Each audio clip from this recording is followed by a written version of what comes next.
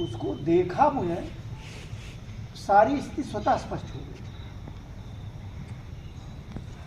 विवेचना की वही स्थिति है, एचएस निगरानी की वही स्थिति है, जन शिकायती समस्याओं के निस्तारण की वही स्थिति है, विवादों के चिन्हीकरण करके उसमें निरोधात्मक कार्रवाई कराने की वही स्थिति है, कोर्ट से वारंट आ रहा है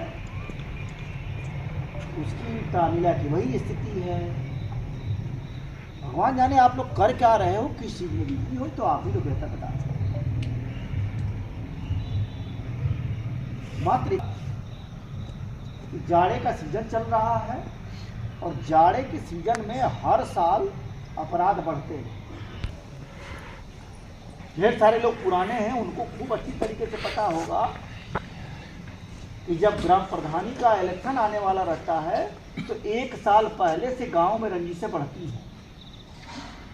2021 में ग्राम प्रधानी का चुनाव शुरू में ही हुआ था, तो इसको लेकर के 2025 लास्ट या 2026 में चुनाव होना ही होना है और उससे एक साल पहले का समय आपका जनवरी से शुरू हो जाएगा।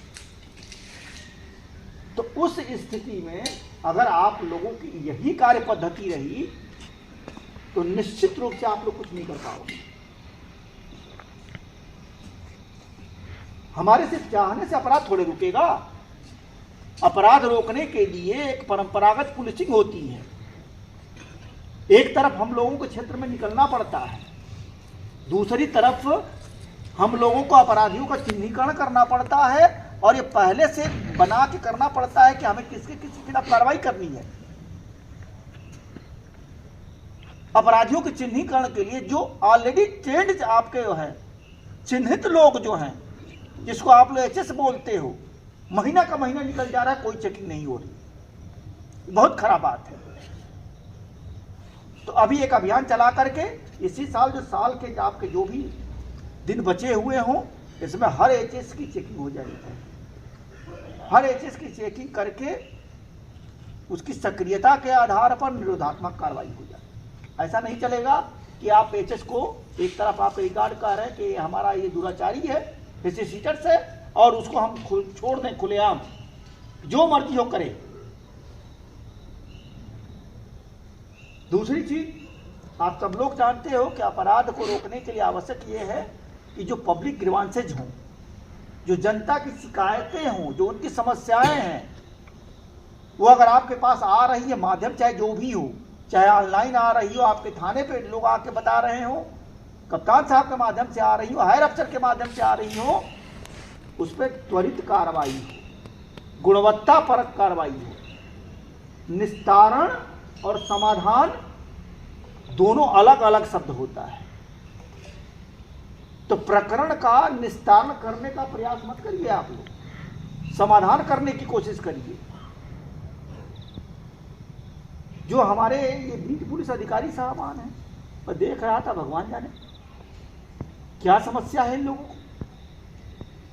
अगर आप कोई बीट सूचना लिखा रहे हो, किस कारण से लिखा रहे हो, एक तो फर्जी वाला बीट सूचना होती है, भाई आपके कोतवाल साहब को गुंडा एक्ट में कार्रवाई करानी है, कह दिए भाई इसका बीट लिखा दो। वो सब कोई बीट होती नहीं है। वो बीट का मतलब आप अपने क्षेत्र में जाइए, किसी तरीके की रंजिश अगर वहां आपको लग रहा है जिसके परिणाम स्वरूप अपराध कारित होने की प्रबल संभावना हो, वो आप जरूर लिखाइए। उसमें लिखाएंगे, उसकी जांच दरोगा जी लोग करेंगे और उसमें निरोधात्मक कार्रवाई होगी। आप लोगों को भी जांचें मिलती हैं, आप लोगों को भी एचएस की चेकिंग करनी होती है। इसके अलावा ये जो महिला अधिकारी हैं, आप लोगों के यहाँ पहले से जैसा मुझे बताया गया कि शायद 4 महिला बीट बनी है, 4 या 3 बनी है, 3 बनी है। तो ये आपका मिशन शक्ति का जो अभियान चल रहा है, मिशन शक्ति के अभियान में डीजीपी सर के क्लियर कट आदेश है कि आप लोग अपने थाना क्षेत्र के जो महिला बीट का निर्धारण किया है उसमें जाओ, रेगुलर जाओ और जा करके आप अपने यहाँ से लिस्ट निकाल लो, लिस्ट निकाल करके उन पीड़िताओं से बात करो, समझने की कोशिश करो क्या प्रॉब्लम आ रही है। अगर कोई समस्या नहीं है, बहुत ही अच्छी बात है।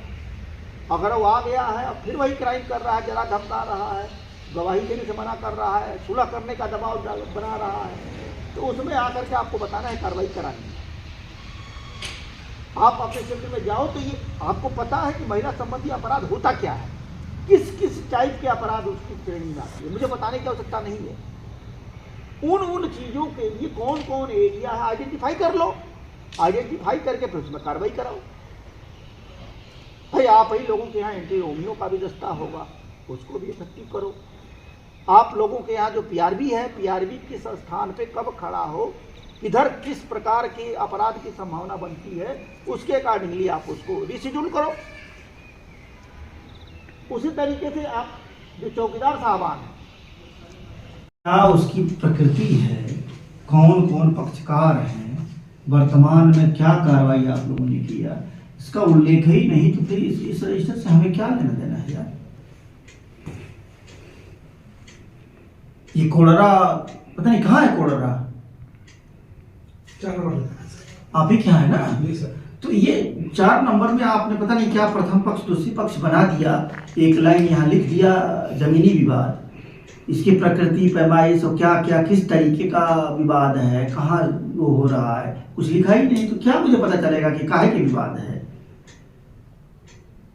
खेत को लेकर विवाद चल रहा है, कोई किसी ने वसीयत किया था उसको लेकर विवाद चल रहा है, क्या बंटवारा को लेकर के विवाद चल रहा है, कितनी जमीन है, कौन किस में अपना बंटवारा पहले से हुआ था अब लोग नहीं मान रहे हैं उसको लेकर के, या किसी ने उसी में किसी और पक्ष को बेच दिया, उसके बीच में विवाद चल रहा है, क्या चल रहा है। ये सब अगर आप पूरा नेचर नहीं लिखेंगे तो हम इस रजिस्टर में क्या करेंगे। हम कई बार मैं बता चुका हूं भाई, हो नहीं रहा है, क्या बात है, क्या दिक्कत क्या आ रही है, ये भी आप नहीं देखते होंगे।